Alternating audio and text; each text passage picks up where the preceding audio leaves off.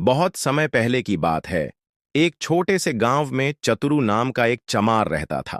वह चमड़े का काम करता था, लेकिन अपनी ईमानदारी और समझदारी के लिए पूरे गांव में मशहूर था। वहीं गांव में एक पंडित भी रहता था, जो अपनी चालाकी और स्वार्थी ब्राह्मणवादी सोच के कारण जाना जाता था। उसका नाम था पंडित वाचस्पति। एक दिन पंडित वाचस्पति ने सोचा कि अगर चतुरु को किसी तरह बेवकूफ बनाया जाए तो उससे मुफ्त में कई जोड़ी जूते बनवाए जा सकते हैं।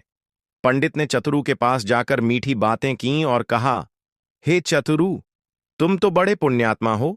यदि तुम मेरे लिए 10 जोड़ी जूते बना दो तो मैं तुम्हारे नाम का बड़ा हवन करवाऊंगा, जिससे तुम्हारा अगला जन्म राजा के घर होगा।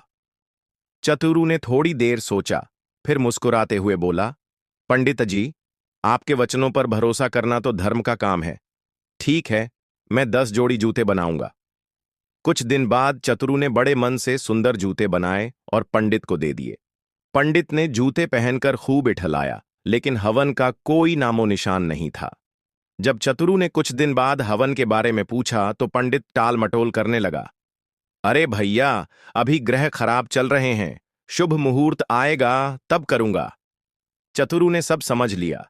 उसने गांव में एक बड़ी सभा बुलाई और सबके सामने पंडित से पूछा, पंडित जी, क्या ब्राह्मण कभी झूठ बोलते हैं?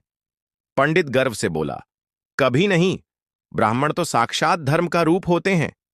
तभी चतुरु ने गांव वालों के सामने पंडित की पोल खोल दी। कैसे वह हवन का झूठा वादा कर जूते ठग ले गया था। गांव वाले क्रोधित हो गए और पंडित को गांव से निकालने का निर्णय ले लिया। मोरल: धर्म के नाम पर छल करने वाला चाहे जितना ऊंचा कुल जाति का दावा करे, उस पर आंख मूंद कर भरोसा नहीं करना चाहिए।